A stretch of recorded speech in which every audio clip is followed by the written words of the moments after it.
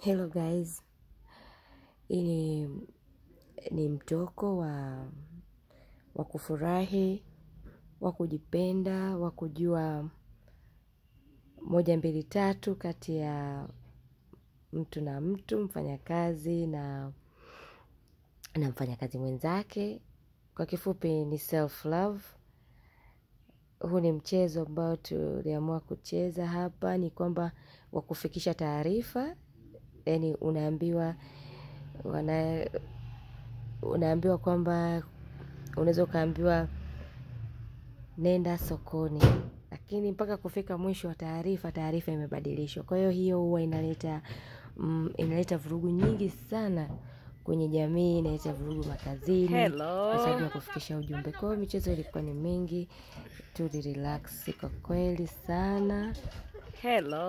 Kujitahidi kujitengeneza akili ikae vizuri. Hii pia ni nzuri sana. Hii pia ni kumbukumbu ya kwetu ya nguvu sana ya wafanyakazi wenzangu. Kwa hiyo hii pia hapa kila mtu aliamua ajiachie. Tulipata, ilikuwa ni siku 2. Ni kwa siku 2, lakini imetusaidia sana kutengeneza vitu kichwani. Tumekumbuka kuwasha moto, kukaa kwenye moto mpaka saa 6 usiku, kama saa 6 hivi saa 7, stories hapa na pale. Kwa hiyo si mbaya, tumeamua kuiweka hivi kuweza kushare. Imetujengea kitu kikubwa sana. Tulifika kwenye rooms, kwenye michezo hapa na pale, utani mwingi.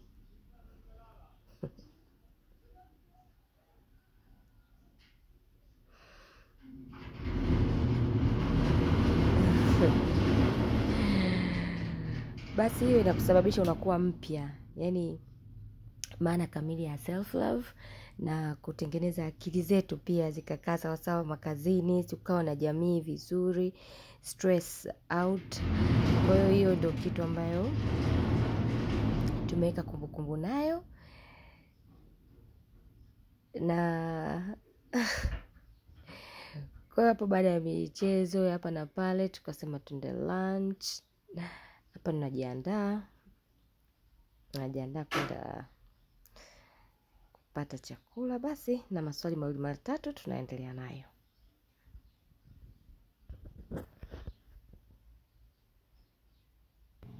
Kwenye maisha, furaha ndio kitu kikubwa ambacho kila mtu tunatakiwa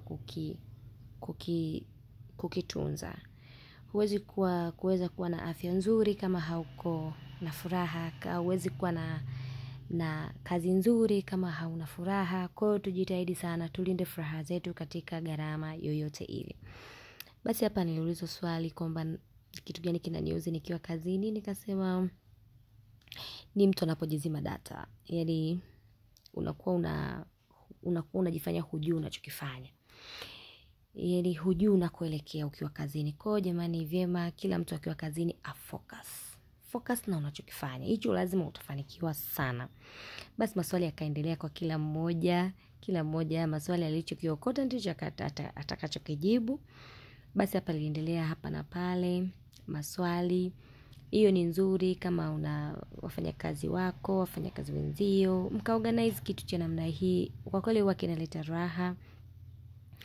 Hapa swali nilikumbuka la manager aliulizwa ni nani anayempenda sana awepo kazini. Kwa kweli huwezi amini, alitaja Madamu Mziwanda awepo kazini. Kwamba mtu wa muhimu sana anapenda Madamu awepo kazini ili kila kitu kinakuwa sawa. Lakini mimi napenda kumwambia mtu yoyote yule binafsi, jamani, ukiwa kwenye kazi yako fanya kwa uaminifu, fanya kwa upendo, hakika bila mtu yote kukutazama, bila bosi wako kuwepo, ile huwa inaleta ladha nzuri sana kazini na utathaminika zaidi. Basi wote walifurahia kwamba wanakiri wote wanafurahi nikiwepo kazini, lakini sidhani kama ni kweli. Anyway, wazee wa vibe kama kawaida, tunaposema kwamba mtu lazima uwe na raha. Jamani, hapa ni Mzanda Bakers. Hapa ni watu wa catering, hapa watu wa nguvu kabisa. Tunafanya catering kila kona ya Tanzania. Asante sana, karibu sana Mzanda Bakers. Tunakupenda, tunakuthamini.